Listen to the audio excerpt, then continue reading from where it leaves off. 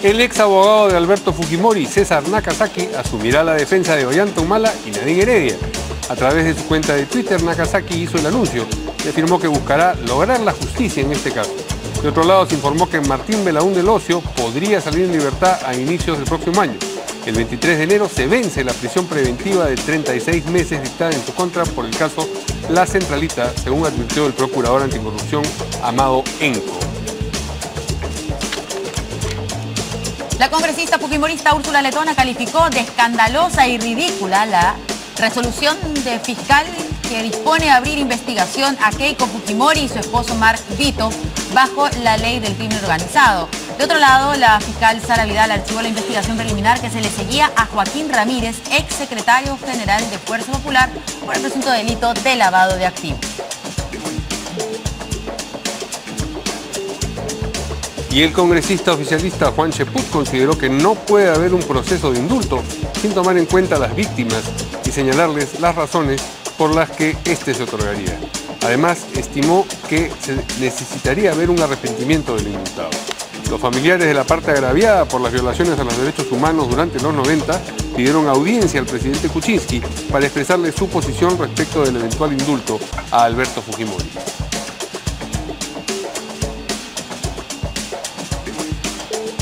Y el presidente de la Asociación de Municipalidades del Perú, Óscar Benavides, sostuvo que alcaldes y gobernadores podrían postular en el 2018, porque la norma aprobada por el Congreso en el 2015, que prohíbe la reelección a quienes ostenten esos cargos, no es retroactiva. El también alcalde de Ate aseveró que no se pueden cambiar las reglas de juego que teníamos cuando postulamos esta última vez.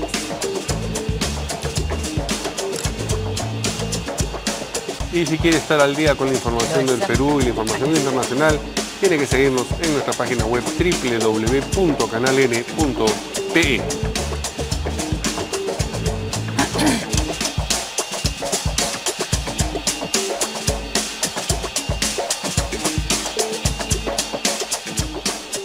¿Qué tal, amigos? ¿Cómo están? Buenas noches, bienvenidos a En Portada. ¿Cómo estás, Verónica? ¿Qué tal?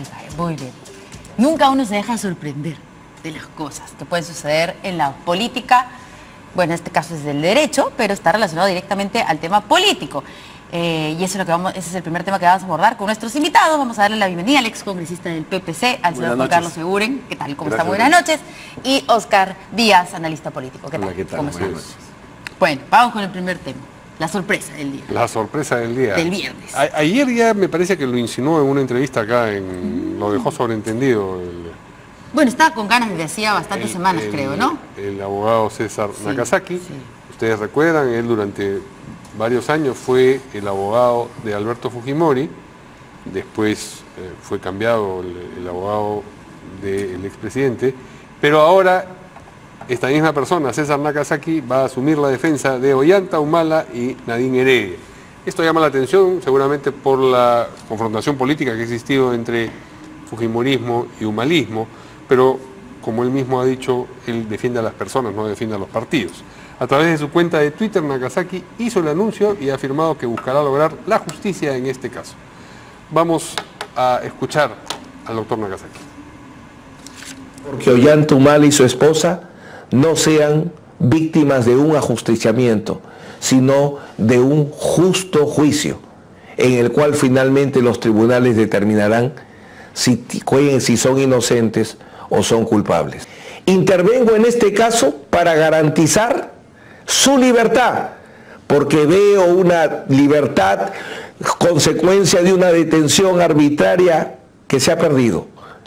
Buscaré garantizar que puedan ir a su juicio en igualdad de condiciones, porque la regla es que el hombre va a juicio libre, y en ese juicio desarrollaré, de acuerdo a mi experiencia y conocimiento, la mejor defensa posible para lograr justicia en esa sentencia. Y que así... Bueno, a mí no me sorprende lo que dice el señor Nakazaki. A mí me sorprende las personas que hoy lo han contratado. Eso es lo que más me sorprende, porque los abogados finalmente... Claro, él ofrece un servicio, es un profesional. Claro. Pero quienes atacaron no solamente a Alberto Fujimori, sino al doctor Nakazaki en su momento. Hay que recordar que cuando se presentó uno de los indultos, de pedidos de indulto, tenía el señor Alberto Fujimori como abogado del señor Nakazaki, habló una vez, otra vez, que dijeron esto, lo otro, le daban duro a Nakazaki y ahora es su defensor. ¿Qué dice a ver el excongresista del PPC, que hace tiempo que no lo teníamos por acá? Bueno, está dando muestras Nagasaki de que es un abogado muy liberal, en el sentido de que no tiene vínculo político, no tiene vínculo ideológico, y que fundamentalmente es el ejercicio de la profesión. Tema que es absolutamente respetable, pero no necesariamente común y frecuente. Normalmente los abogados tenemos, además del derecho y la obligación de defender a las personas, escogemos también a nuestros clientes. No es que los clientes nos escogen a nosotros, sino podemos decir legítimamente, no me interesa ver tu caso, por razones personales, políticas, ideológicas. Pero no es el caso. También puede ser. Económicas, y seguramente ese último factor económico debe ser el que ha pesado mucho en esta ocasión. Bueno, buenas noches. Aprovecho ya que es el fin de semana para saludar a Verónica y a Mario por el Día del Periodista anteriormente y a todos los colegas recíprocamente. De Canal N, Hay pajitas en Canal N y América Televisión. No hay ni un periodista, todos están al frente celebrando. Estamos acá con como nosotros que somos. Ustedes y su producción. Nosotros que somos. Automáticos. Pura robótica. No hay camarógrafo. Por favor. Ahora, volviendo al tema, pues nada, bueno, hombre, que no se moleste Nagasaki, pero para mí, cuando Nagasaki te defiende, ya eres culpable, pues, ¿no? Pero bueno. No ha tenido mucha suerte, ¿no? No ha tenido mucha suerte. Bueno, no ha tenido mucha suerte los defendidos. Él sí ha tenido mucha suerte y la sigue teniendo. Claro, todos necesitamos una defensa, ¿no es cierto? Entonces, es un derecho. No se le puede negar al acusado ni se le puede negar al abogado ejercer su profesión, que es lícita. Entonces, pero porque ustedes tienen la impresión de que él no ha sido un buen abogado de Alberto Fujimori, que él, dentro de lo que era posible, no llevó adelante la mejor defensa que uno podía imaginar. Es muy buena pregunta. Yo creo que ha hecho bien su trabajo, lo que pasa es que hay causas imposibles. Claro, hay cosas que ni qué. Claro. Entonces, en este caso, yo intuyo que una de las cosas que ha hecho, no solamente obviamente los honorarios, que deben ser importantes, sino obviamente ha habido un consenso en el mundo de los abogados, y aquí está uno y un excongresista, en el sentido que, por ejemplo, la prisión preventiva, y yo me sumo a eso, ha sido un abuso, ¿no? No había realmente grandes argumentos para que en este momento el expresidente y su esposa estén detenidos. Además porque, como sabemos, este tipo de investigaciones no toman pues 18 meses, no toman 16 meses, son 36. Y antes de venir estaba conversando con algunos colegas, unos amigos abogados, justamente sobre el tema. Y estamos ante la posibilidad, no remota, sino real, de que en enero Martín Belaún del Ocio salga. ¿Por qué? Porque el caso no se termina de armar, tienes a la gente en prisión preventiva y al final la Fiscalía no arma el caso y entonces la gente sale. Entonces, realmente, ¿de qué estamos hablando, no? Claro. Bueno, el éxito del abogado, dependiendo del caso, si es un caso perdido, no necesariamente implica liberar al culpable, sino atenuar la pena es un éxito. En consecuencia, al margen del caso de Fujimori, es reconocido Nagasaki como un gran abogado, es un buen abogado con mucha formación y seguramente gana muchísimos casos que no son mediáticos, ¿no?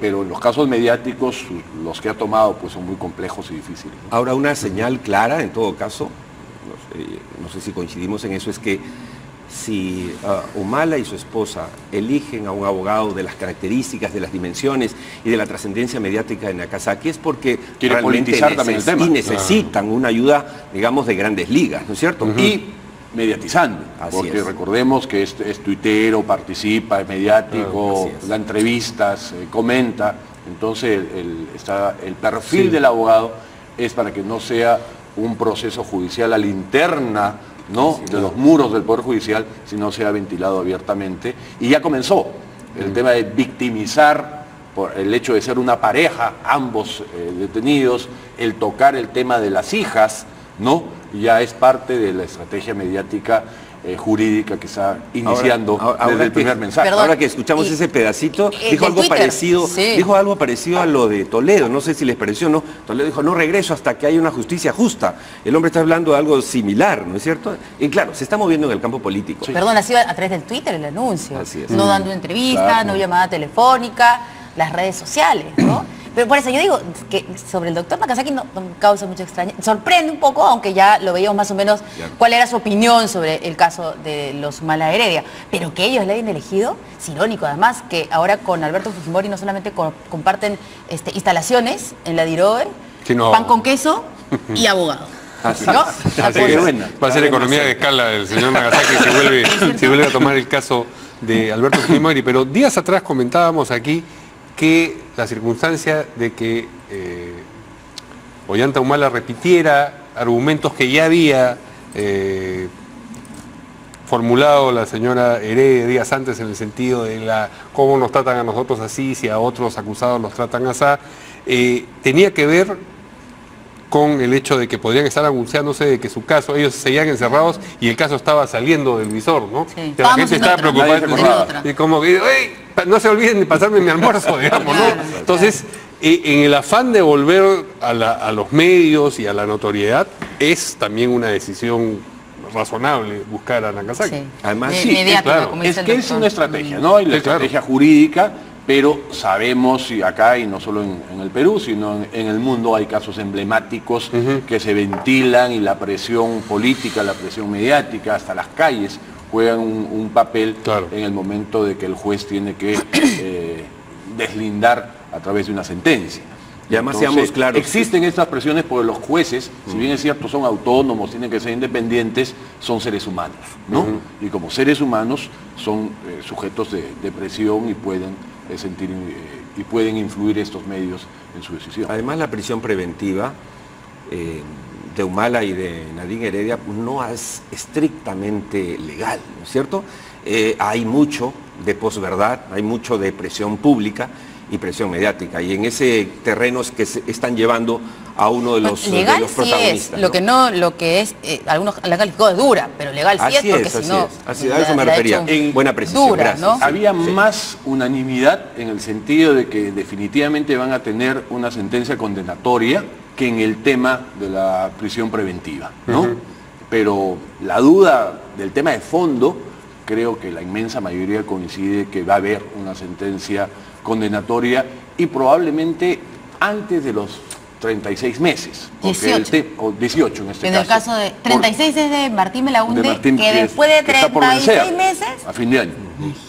Sí. El 23 de enero. Ese es Precisamente, otro tema, esos vamos a plazos ver. son demasiado extensos. Bueno, realmente además, terminan siendo condenas anticipadas. Así es. Sí, claro. Y nada más, imagínense, en el caso de Humala Heredia, están investigándolos por estos mismos temas desde hace mucho tiempo, creo que 3 años. Lo que pasa es que el tema de las agendas, ¿no es cierto?, empezó, aumentó, digamos, información, entonces ya estaba, y todavía hay otro caso que se ha pedido a Bolivia para ampliar el tema de extradición, con lo cual podría catillarse otros 36 En el caso de meses. Martín Belaunde. Sí. Sí, claro.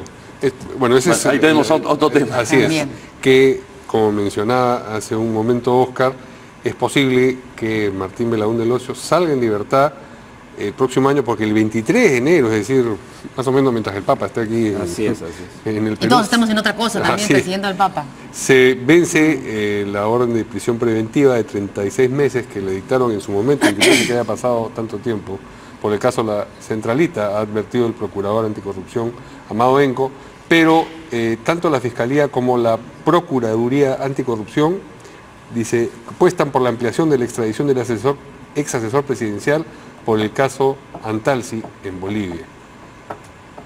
Pero si el hecho de que amplíen la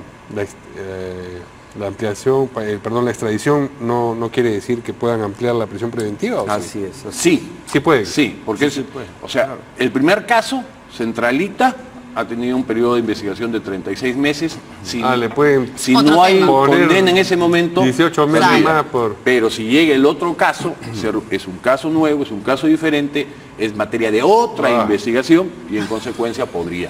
Tema que no se ve bien, y creo que es un exceso. Pero que es totalmente sistema. válido. Sí. Sí. Claro, es que ¿qué tenemos de trasfondo? Tenemos el sistema judicial, ¿no? Que funciona mal para todos. Falta de recursos del Ministerio Público y del propio Poder Judicial, en muchos casos impericia o falta de formación de jueces, en algunos otros corrupción. Entonces el tema es muy complejo y la carga procesal que tienen tanto fiscales como jueces es enorme, ¿no? Es enorme. Nosotros vemos los casos emblemáticos, mediatizados, pero hay gente que sufre muchísimo, ¿no? O sea, es una tragedia llegar al Poder Judicial.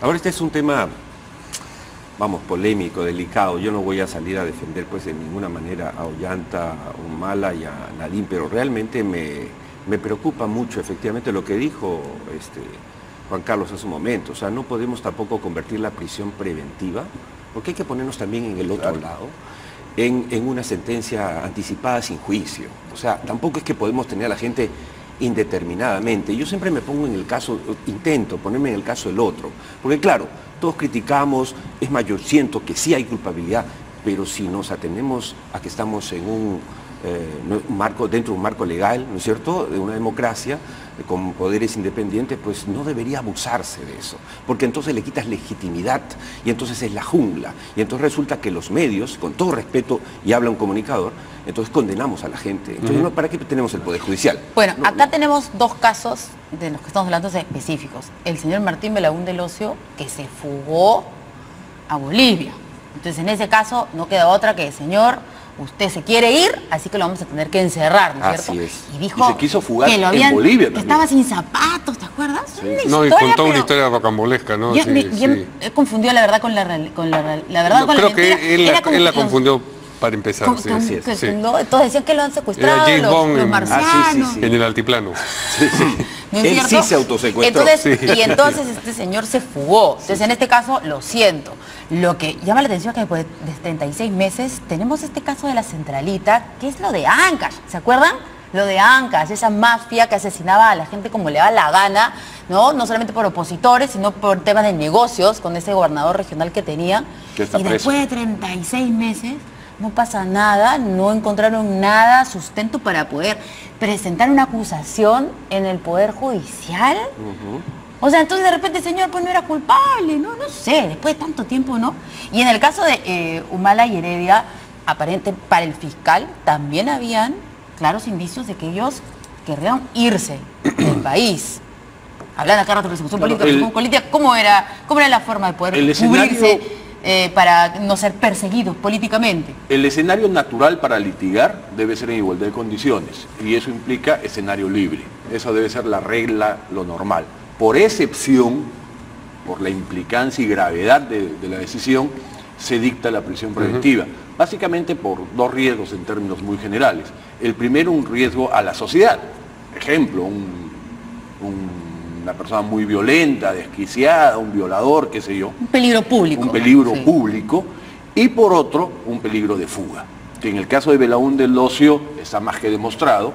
En el caso de Ollanta y Nadine, para el fiscal había indicios y elementos suficientes para presumir que sí había ese riesgo. Pero también hay el riesgo procesal. Es decir, que estando libre se puede generar una serie de actuaciones para bloquear el proceso, eliminar testigos, desaparecer testigos, comprar testigos, que en eso sí hay un antecedente procesal de Ollanta Humala en el caso Madre-Mía. ¿Qué habrá pasado con el señor Pedraza? Es muy interesante invitarlo, ya que hace tiempo que no lo tenemos por acá, ¿no? Lo han dejado en offside. ¿No? El señor Pedraza. Había otro abogado más. Bueno, y es el tercero, pues. Sí. Roy primero. No, pero simultáneamente. Creo que uno defendía a Ollanta y el otro defendía a Nadine. No recuerdo el nombre del otro abogado. ¿Espinosa puede ser? Puede ser, sí. Ya hasta ya me olvidé el nombre, ¿no? En cambio, del nombre del nuevo abogado no lo vamos a olvidar nunca. En combo, 2 por 1. Claro, entonces la observación de que quieren hacer algo más mediático se cumple. Pues, nunca nos vamos a olvidar de ese ya nos estábamos olvidando del otro abogado. Así es.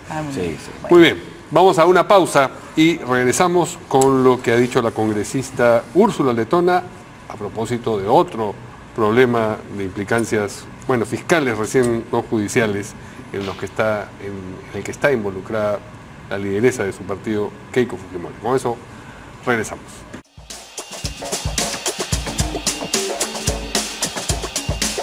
Bueno, vamos entonces con lo anunciado. Úrsula Letona ha calificado de escandalosa y ridícula el pedido de la Fiscalía de abrir investigación a Keiko Fujimori y a su esposo bajo la ley del crimen organizado. Además, se archivó la investigación preliminar que se le seguía al señor Joaquín Ramírez, exsecretario general de Fuerza Popular, por el presunto delito de lavado de activos. Y en la que se había comprendido también a Keiko Fujimori, ¿no? Así es. Así es. O sea que son una de cal y una de arena. Así es la vida. Salud, para seguir con la celebración. Bueno, vamos a escuchar a la congresista letona. Que no había ningún indicio que vincule a Keiko con estos hechos. Hoy nos demuestra que tienen que recurrir a otra figura legal, ya no es ella actuando sola la que comete los delitos, sino que ahora lo hace asociada. Eso es de verdad escandaloso, ridículo, preocupante en un Estado de Derecho donde el sustento de una acusación fiscal de este tipo tiene que tener al menos algo de probabilidad. Pero tal vez el fiscal tiene algo de probabilidad, usted está descalificado. ¿Es efectivamente descabellado el tiempo lo dirá? pretensión? El tiempo lo dirá porque hay que recordar que Keiko viene siendo investigada hace, no sé, 20 años, 15, ¿no? O sea, sale una investigación y entra en otra y otra y otra. Y a lo largo de esta más de una década, nada se ha encontrado. Ahora aparece este tema, pero subiendo la valla, ¿no? No es un tema de lavado de activos, sino de crimen organizado. O sea, palabras, pero lavado de activos está incluido. Palabras mayores. Son muchos delitos. Dentro de crimen organizado, uno de los delitos puede ser lavado de activos, otro puede ser narcotráfico, terrorismo, cualquier cosa, ¿no? Sí. Entonces sí es sumamente grave y obviamente amerita pues la preocupación.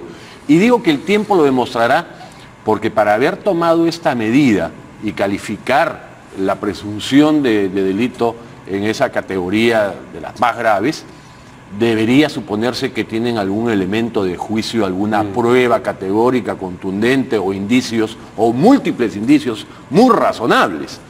Pero si no hay eso, y se corre el telón con el paso de los días, va a aparecer lo que dice Úrsula, un escándalo, ¿no? Un escándalo o una medida o una acción desproporcionada. Ahora, es importante señalar que, a ver, no es que esta es una acusación, ¿no? No está acusando la Fiscalía a Keiko de liderar una banda criminal. Está básicamente cubriendo, o sea, está entrando al modo de el crimen organizado básicamente para poder abarcar la investigación de manera mucho más amplia que lo que es un caso específico de lavado de activos, porque como todos sabemos el lavado de activos está dentro de la figura del crimen organizado.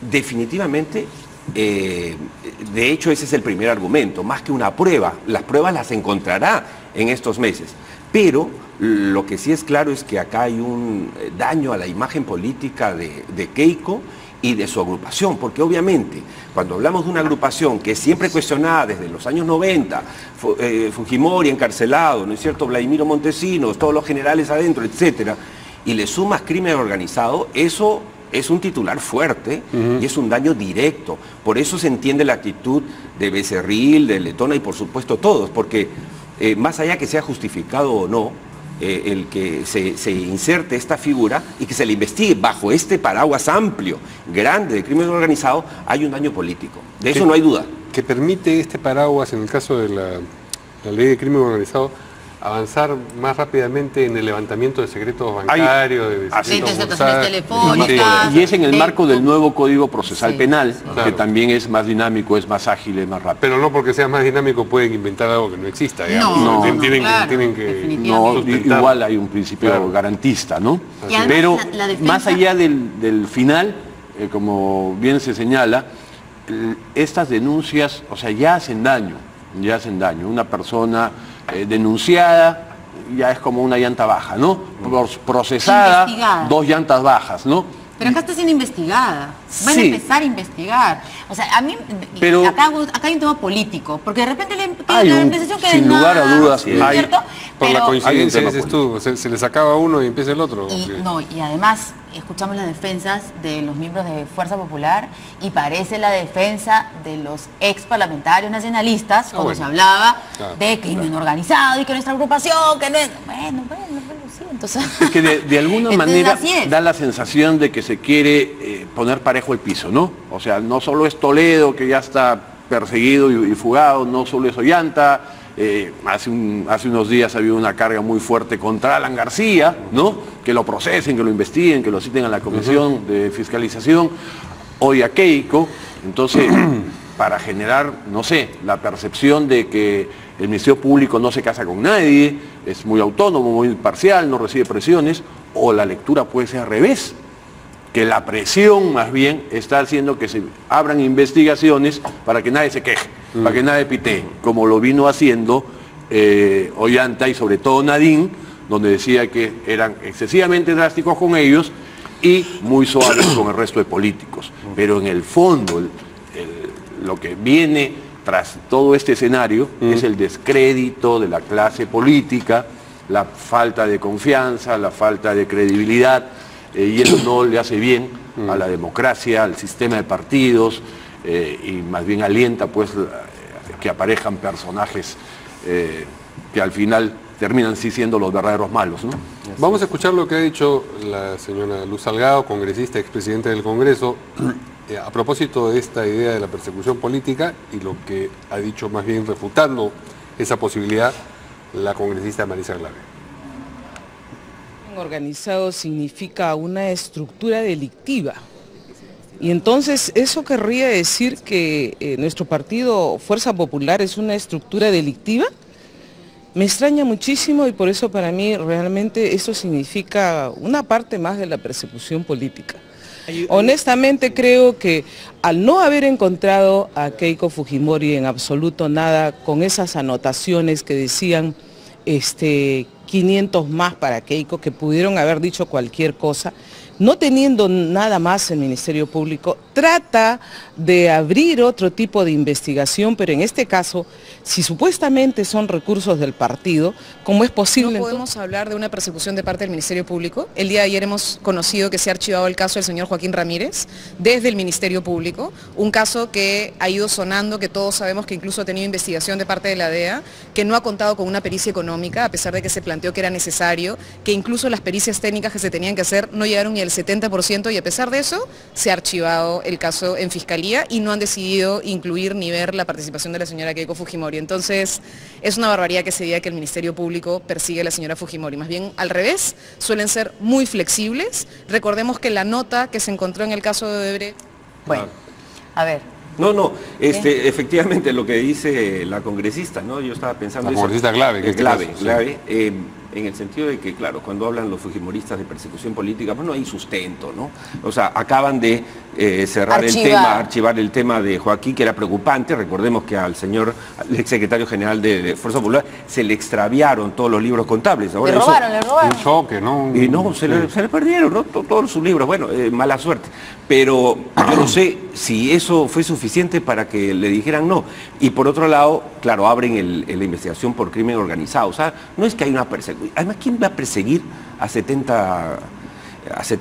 la mayoría parlamentaria? Y además yo, ojalá me equivoque, pero yo pienso que la Fiscalía en los últimos tiempos nos está presentando más ruidos que nueces, ¿no? O sea, al final abre investigación, nos sirve para hacer titulares, pero al final no hay nada, no queda en nada. Yo extraño a Avelino Guillén, o sea, el hombre acusaba y realmente había resultados, pero yo les pregunto, ¿qué han visto en los últimos 8 o 10 años de concreto? En el caso incluso Petroaudio, se terminó el tiempo, chao, se acabó, no hay nada, o sea, hay puro ruido. Y espero que en esta oportunidad la Fiscalía no solamente esté jugando para la tribuna, sino que efectivamente haga su trabajo bien. Yo tengo la impresión, espero equivocarme, de que tenemos una Fiscalía disminuida, bien subdesarrollada en los últimos años, y que me perdonen los fiscales, pero quiero ver pruebas. O sea, yo te acuso, tú me acusas, yo te tengo ahí a la fuerza con la figura esta de la prevención, la prisión preventiva, pero al final sales como, ojalá que me equivoque, pero va a salir en enero el señor, a menos que se cometa otro abuso y se inventen, pero no se puede tener a la gente encarcelada con prisión preventiva eternamente. Han hecho con un montón de personajes del fujimorismo, sin sentencia. Vamos o exculpándolos también, ¿no? Así que y hace años. Interrumpir un momento el desarrollo de esta noticia porque tenemos contacto desde la Plaza San Martín, donde hay una marcha de quienes no quieren que se conceda eventualmente el indulto a Alberto Fujimori. Está nuestro compañero Karel Van Oort. Karel Van Oort. ¿Qué tal, Karel? Buenas noches, adelante. Verónica, Mario, muy buenas noches. Cientos de personas se han congregado aquí en la Plaza San Martín para esta marcha denominada No al Indulto de Alberto Fujimori. Una vez más que este tema tan controversial se pone, digamos, en la agenda pública, en conversación. Cientos de personas han llegado hasta aquí, hasta esta plaza, para alzar su voz en protesta. Vamos a conversar con algunos de ellos, que son los padres de los jóvenes asesinados en la matanza de la Cantuta. Caballero, ¿cuál es su nombre? Jorge Bracamonte. ¿Qué opina que una vez más se hable del indulto a Alberto Fujimori? Nos parece una falta de respeto del señor presidente y de quienes vienen promoviendo un indulto que a todas luces es ilegal, que se siga sosteniendo este planteamiento porque afecta a peruanos que durante 25 años han venido bregando por obtener algo de justicia. Digamos, los que están a favor del indulto mencionan que es por un tema humanitario, por un tema de salud. ¿Ustedes qué opinan al respecto? Eso es absolutamente una farsa, porque si el señor Alberto Fujimori estuviera mal de salud, como efectivamente ellos lo indican, lo que habrían hecho en estos momentos es presentar una solicitud a la Comisión de Indultos Presidenciales para activar el mecanismo del indulto humanitario que en esa situación correspondería. Pero como no está afectado en su salud, por esa razón no han presentado dicha solicitud. Al final la decisión recae en el presidente, el indulto, digamos, es una facultad exclusiva del presidente. El presidente, como primer ciudadano del país, está sujeto a control constitucional. Cada acto del presidente del país está sujeto al respeto de las leyes, de la Constitución, de las leyes y de los reglamentos que organizan nuestras leyes. Muchas gracias, caballero. Entonces, compañeros, son un poco las opiniones aquí, las emociones por parte de las personas aquí que se están manifestando en contra de un posible indulto. Han venido cientos de personas de distintos colectivos. También pudimos ver a lo lejos unas banderas de partidos políticos. Estaba la bandera del Frente Amplio. Estamos también en búsqueda de cualquier personalidad de la política para recoger sus opiniones con respecto a este tema tan controversial. Compañeros, volvemos con ustedes. Muy bien, muchas gracias a Karel Van Oort. Volvemos a los estudios y en realidad vamos a abordar este tema del indulto y lo que ha dicho el congresista Juan Cheput en un momento, pero quizás querían decir algo para redondear aquello de lo que veníamos hablando antes, que era esta... Claro, estábamos en el tema de la denuncia, ¿no? Sí. Circunstancias. Un poco saliendo del caso específico de Keiko. Lo que preocupa es que, por un lado, la política se estaba analizando, ¿no? Casi llegando pues a hacer un show a través de Kenji Fujimori, ¿no? Y no es el único, pero es el más representativo de esta política farándula. Y por otro lado, la política también se está judicializando, ¿no? Entonces, y sobre todo con origen y epicentro en los procesos electorales, ¿no? Cuando comienzan las campañas electorales aparecen denuncias, aparecen juicios, aparecen audios, investigaciones, que es el caso de Joaquín, ¿no? Que fue en pleno proceso electoral, partiendo del supuesto que se ha hecho un buen trabajo, se le hizo daño a él, se le hizo daño a Keiko, se le hizo daño a la campaña, ¿no? Y termina siendo un factor que interfiere indebidamente en un proceso democrático donde esos elementos no probados, no demostrados, no deberían aparecer como rayos que caen y matan a determinados protagonistas en medio de un proceso electoral. Entonces yo creo que todos tenemos que reflexionar de alguna manera, analizar, porque eso malogra los procesos electorales y termina malogrando las democracias. Bien.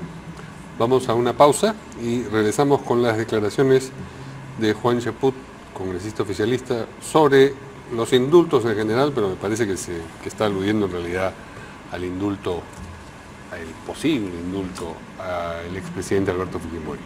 Regresamos.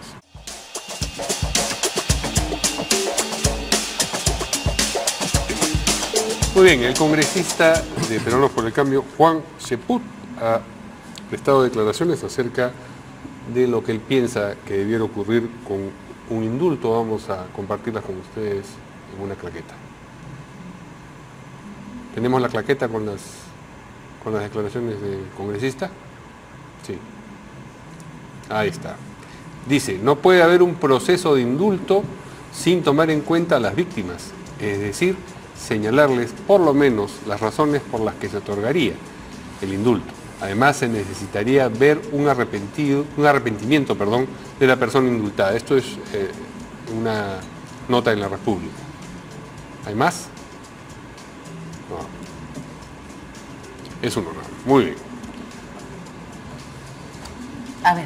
Eso está más o menos es consistente con la posición que se sostiene desde el Ejecutivo. Dios mío, ¿qué pensará realmente nuestro presidente? ¿No? Es una incógnita cada día, un día como hablabas, Verónica, en los comerciales, ¿no? Le preguntan a propósito de la visita en Vaticano y se ríe. O sea, es algo que no da risa. Esto no da, yo no sé, debe ser el único que se ríe, ¿no? No creo que la familia Fujimori se ría, no creo que Fuerza Popular se ría, no creo que la oposición se ría. La gente que está ahorita en la plaza San Martín no se ríe, entonces realmente, Dios mío.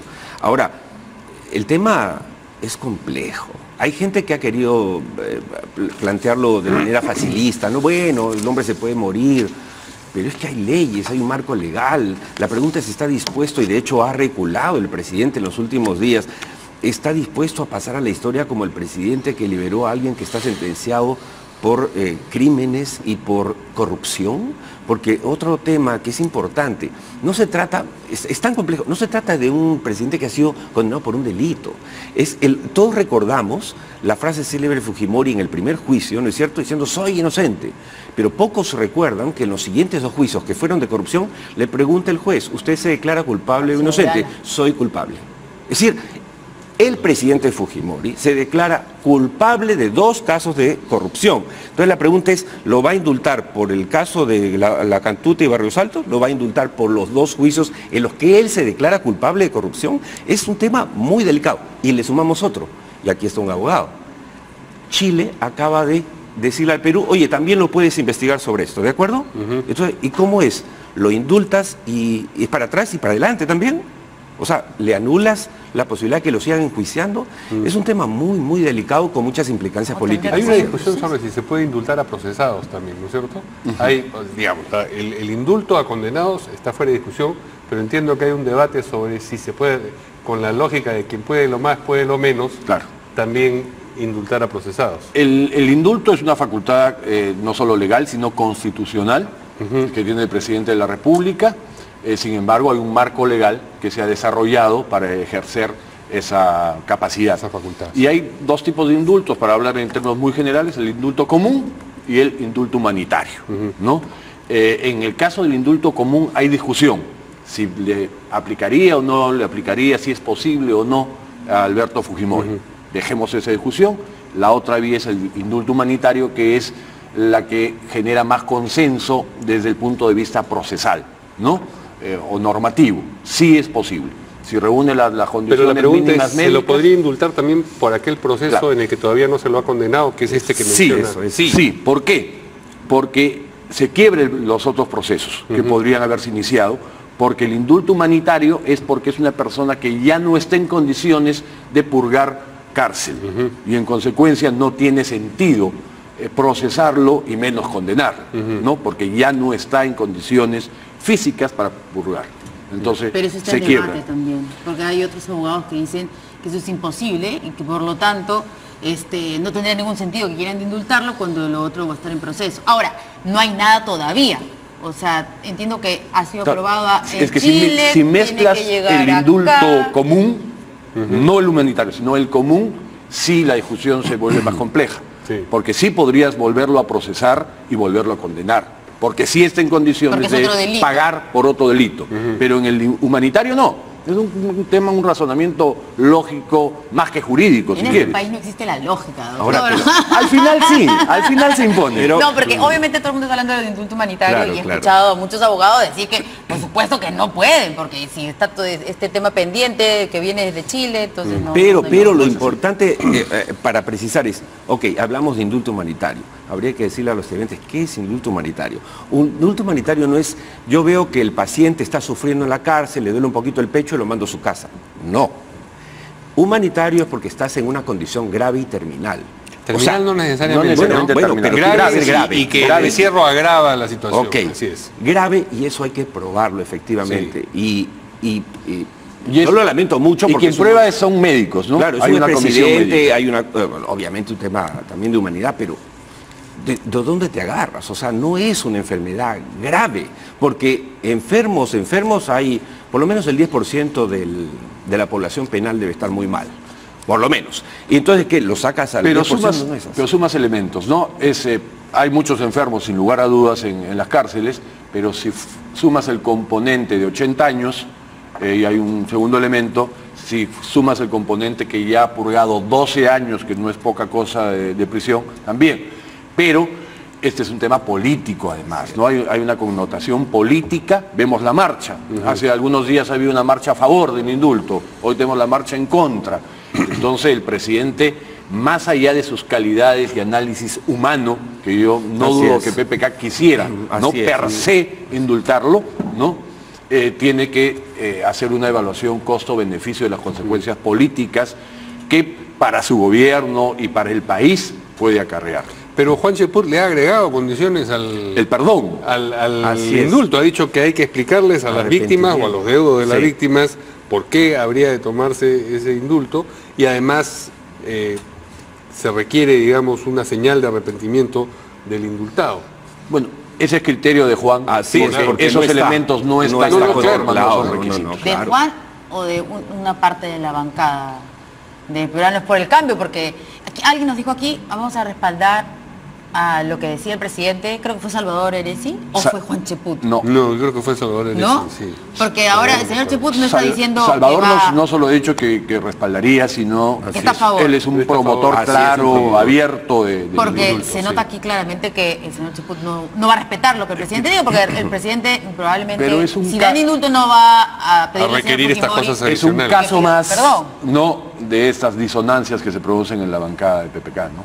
Y que confirma además que no hay unanimidad en ninguna parte, salvo quizá el fujimorismo, ¿no? Pero y con todavía no sé, con sus bemoles, ¿no? Porque ¿cuánto de esto se hubiese evitado si es que la iniciativa de Vieira hubiese visto la luz con la aprobación de la mayoría, que pudo hacerlo? Obviamente no es fácil porque había un costo político, no dicen, bueno, Keiko dijo no voy a sacar a mi papá, pero estamos hablando de la prisión domiciliaria. Exacto, de esta figura por exceso por mayoría de edad, etcétera. Pero bueno, el tema es muy difícil, le va a costar mucho. De hecho hemos visto idas y venidas al propio presidente, en un momento con cierto entusiasmo, después recula, vuelve adelante. La verdad es que es una indefinición que no le hace daño, no le hace bien a la democracia ni al gobierno, que es ya de por sí frágil. Y nos distrae de temas de fondo, o sea, entre qué indultos, la polémica por dónde va a dar la misa el Papa, o sea, nos distrae absolutamente. Y mientras tanto, por ejemplo, el día de hoy leí en el periódico que solo se ha ejecutado el 36% del presupuesto nacional y el Poder Ejecutivo el 33%. O sea, un tercio vencido el 9º mes. Así es. O sea, eso es una tragedia. Eso debería ser materia de control político y debate en el Congreso, y no los temas, pues... y seguimos cayendo en el índice de competitividad. Hemos caído 6 puntos en el índice de competitividad. Sin parar en estos últimos años. O sea, estamos distraídos en algo así como la política reality, ¿no? Sí. Estamos viviendo la política reality, estamos inmersos en una serie televisiva, pero con los protagonistas son los políticos, ¿no? Y esto que ya es de antología, pues ya que salga un congresista, líder indiscutido de una mayoría, abrazado de su mamá, y la mamá dice, bueno, el único que le puede llamar la atención soy yo. Es decir, eso no pasa en ninguna parte del mundo. Como dice Yerobi, en el Perú te puedes morir de cualquier cosa menos de maravilloso. Pues. No te aburres. El realismo mágico de García Márquez se quedó chico, pues el Perú es sorprendente. Sí. Bueno, el congresista Chipú también se ha quejado de este tuit del congresista Kenji Fujimori. Lo que me sorprende es que la señora Keiko Fujimori no haya dicho nada desde que hace 24 horas se supiera lo que va a suceder en la fiscalía, que le van a investigar a ella y a su esposo, ¿no? Ni un tuit. Nada. Ni un tuit. Qué raro. Sí, en México. Ni pío se llama eso. El tuit quiere decir eso. Ni pío. ¿Sí en México? No sé. Se supone que no. Ahora, el nuestro es un país especial, ¿no? Y todos somos peruanos, así que no puede a nadie ofender. Tú tienes una líder de oposición que no da entrevistas, o sea, de preguntas y respuestas, desde que perdió las elecciones. Sí.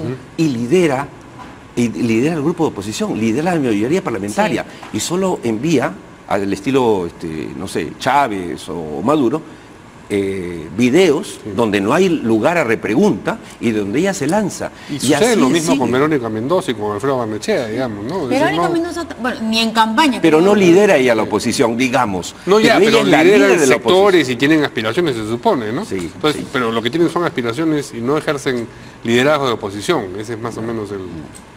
Entonces, y es raro.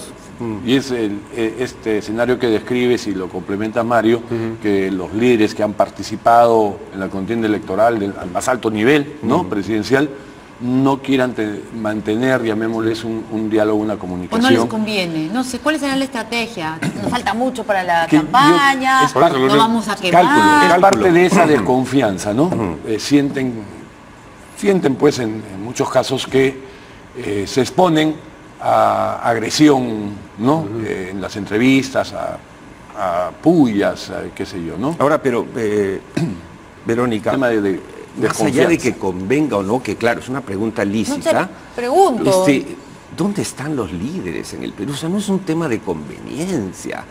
Soy líder de oposición, soy líder del partido de izquierda que pretende las elecciones. Tienes que hablar, tienes que marcarle. Y si tenemos un presidente algo errático, ¿no es cierto? Lamentablemente para todos. Bueno, que marquen la cancha, pues, en la oposición, pero no para patear, sino para proponer.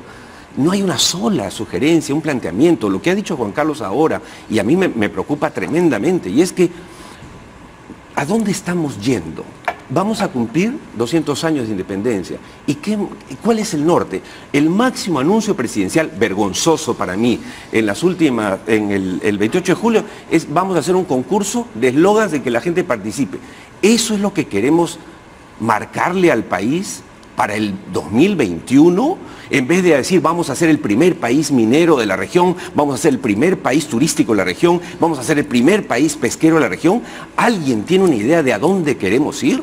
Porque, ojo, la promesa del agua, está bien, es linda, bestial, ojalá, pero ¿eso va a cambiar el Perú?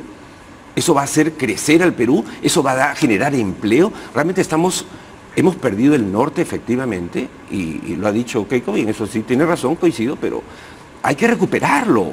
Hay que recuperarlo, hay que presidente, levantar el nivel, el norte, por favor. El debate, alguien que nos guíe. Levantar una agenda diferente, pro país, pro desarrollo, pro crecimiento, pro inversión, pro eficiencia en el aparato estatal. El tema de las reformas de segunda, tercera generación que tanto se habla, no hay ninguna reforma relevante y hay miedo. El Ejecutivo no se atreve y seguramente porque piensa que en el Congreso le van a sacar ventaja política a rechazar, ¿no? Entonces, en el tema laboral, en el tema tributario, en la reforma del Estado, les acaban de aprobar un montón de proyectos con la facultad. Les acaban, no ha pasado pero ni 6 meses. Pero ahí debería haber debió todo lo que se necesita en este país meterse mucha fuerza. Ejemplo, el tema laboral. O sea, todo el mundo se queja del tema, pero nadie se atreve a tocarlo, ¿no? Porque va a salir la marcha y al día siguiente de la marcha, de la nueva ley Pulpín, se sumarán los políticos a pretender sacar rédito político de la circunstancia y de la coyuntura, ¿no? Independientemente si el país necesita o no de esa reforma. Pero el propio Pablo el tema de AFP es igual. Desde antes de ser candidato, cuando salió la ley Pulpín, él tuvo esta posición a favor y luego en contra, a raíz de que ya estaba en plena campaña. de una nevada en Washington, no me acuerdo. Entonces, digamos, si ya era así cuando... Candidato. Sí. Y el tema es que el otro día escuchaba a un experto en el tema de la competitividad y por qué el Perú ha bajado de manera sostenida, lamentablemente, en estos últimos 8 años. Decía algo importante. No es que el Perú haya empeorado, sino que los otros han mejorado. Chile, Colombia, hasta Argentina, ahora con Macri, todos crecen y nosotros nos quedamos. Hay algunos que sí hemos retrocedido. Cierto, corrupción, por ejemplo. Cierto. Tema de corrupción. Y no hay reformas, no se han hecho reformas. Todo el mundo dice, bueno, García no hizo un mal gobierno, lo hizo pésimo, porque el Perú nunca tuvo tanto dinero y no hizo ningún cambio fundamental. No cambió la burocracia, no la disminuyó, no agilizó los procesos. La verdad es que... Claro, lo que pasa es que lo comparaban con su primer gobierno, y comparaban con su primer gobierno, pues. Todo ¿quién es el rey Salomón? Pues, claro que sí. Entonces, como el caso de Ollanta, ¿no? Muchos sentían que no es tan mal gobierno porque lo comparaban con lo que se pensaba que iba a ser, ¿no? Lo comparaban con Chávez o una política similar. Entonces muchos dijeron, oye, no está tan mal. Oye, retrocedimos en todo. O sea, ha sido pésimo, absolutamente mediocre, absolutamente. En cambio, en este caso es al revés. Se pensaba que el presidente... Sí sabía, ¿no? Y lo más increíble, yo tengo, por mi trabajo, por mi empresa, mucho contacto con empresarios extranjeros, y todos dicen, qué maravilla de país tienen ustedes, qué riquezas, todo está por hacerse. Pero dicen, pero no hacen nada. O sea, es el mendigo sentado en un banco de oro, sigue siendo el Perú, lamentablemente. Hemos mejorado en sus últimos años por default, o sea, pero la verdad es que no hacemos, y cuando vino Porter, no sé si recuerdan, hace 5 años, todos los empresarios se ofendieron, porque lo que les dijo, lo que nos dijo a los peruanos es, ustedes son unos mediocres, están descansando en los precios de los metales y no están haciendo nada importante. Y es verdad, y eso lo estamos pagando ahora. Y ahora que se ha comenzado a subir el cobre, nuevamente se está reactivando la expectativa de crecimiento, pero nuevamente por los minerales, nuevamente por los metales. No porque estamos haciendo algo. Bueno, a ver, el último tema. El último tema. Que no es, la verdad, como para dejarlo para estos últimos 2 minutos, porque ¿qué es lo que va a pasar? El señor alcalde de Ate, que es el señor Óscar Benavides, que es el... presidente de la Asociación de Municipalidades del Perú. Así es. Bueno, él ha dicho que, claro, que va a ir a la reelección, porque lo que se aprobó ha sido cuando ya el Congreso lo aprobó en el 2015. Y ya se habían elegido los alcaldes, entonces no puede ser retroactiva. Bueno, en el momento que se aprobó esto en el Congreso de que no pueden ser reelegidos los alcaldes ni gobernadores regionales, se dijo, 2015. ¿Qué va a pasar cuando eso... Pero como todavía era en el 2018, falta mucho tiempo, ahí nos vamos a sacar los ojos. Ya estamos a pocos meses del 2018 y ya empezó este debate. Breve, comentarios, por favor. ¿Va a candidatear usted a algo de esto? No, para nada. Para nada. ¿Tú? No. ¿Tú? No, y mira, y te hago el recuerdo, el 2015, si no me equivoco, la única bancada que votó en contra de esa norma fue la del PPC. No, nosotros no creemos que se deba prohibir la posibilidad de una reelección de una buena autoridad y finalmente es el derecho del ciudadano de premiar o castigar.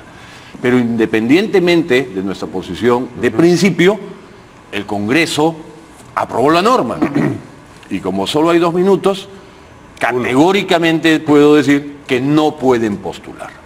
No pueden postular, lo lamento, pero no pueden postular. Bueno, como ya no hay tiempo, yo suscribo las palabras del ex congresista, abogado.